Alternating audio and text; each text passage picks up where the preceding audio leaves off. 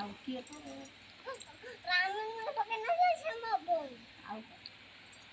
ଆଉ ଭଉଣୀ ଆଗରୁ ଗୋଟେ କ'ଣ କହିଲୁ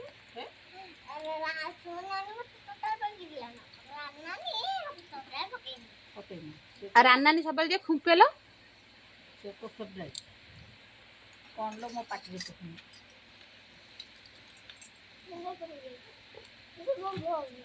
ଭଉଣୀ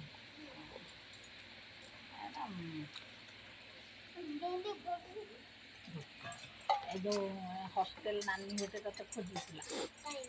ନାନୀ ସେଇ ନାନୀ ହଷ୍ଟେଲ ନାନୀ ଇଲୋ ଧନ ରାନାନୀ ତତେ ସବୁବେଳେ ଖୁମ୍ପେ ନାହିଁ ଦେଖିଲେ ଖୁମ୍ପେ ନାହିଁ ବହୁତ ଆଉ ରାନାନୀ କି କହିବା ଦିଟା ଆମ୍ବ ନେଇଯିବା ଆମ ତୋଟାରୁ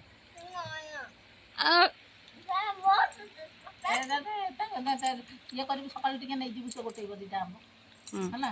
କହିବୁ କହିବୁ ମୋର ନେବା ଦରକାର ନାହିଁ ସେ ଟିକେ ବୁଲିକି ରୁଣ୍ଡେଇବ ତା ଗୋଟେ ଜରି ଦେବୁ ଏଇ କୁନା ମାମୁଁର ଗୋଟେ ମୁଁ ତୁମକୁ ଦେଇଦେମି ତାକୁ ଟିକେ କଷ୍ଟ କରିକି ନିଅନ୍ତୁ କି ନା ନା ଏଇ ଯେଉଁ ଖରାରେ ବୁଲିଗଲାନି ଖରା ଗରମରେ ଛୁଆଙ୍କର କ'ଣ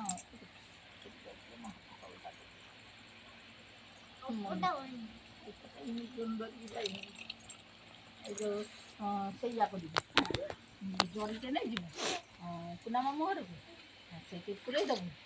ଆମ୍ବରୁ ନେଇକି ଆଉ ଜେଜେମାକୁ ଯଦି ଇଚ୍ଛା ହେଲା ଦେବୁ ନହେଲେ ନେଇ ଆସିବୁ ଛୋଟ ଜରିଟେ ଆଉ ଆମର ଆମ୍ବ ଦରକାର ନାହିଁ ଇଲୋ ଧନ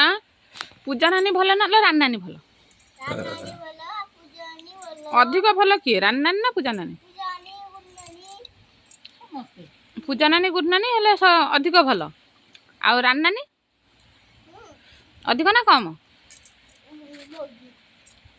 ଖାଇଦେଲୁ ନା ମାଛଟା ଖାଇଦେଇ ତ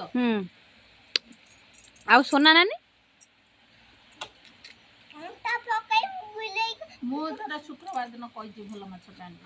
ସେ ଯେତିକି ହବ ଆବାଳିଆ ଅଛି କ'ଣ ସେଟା କି ମାଛ ଓହୋ କଣ୍ଟା ନାହିଁ ଖାଇ ହବ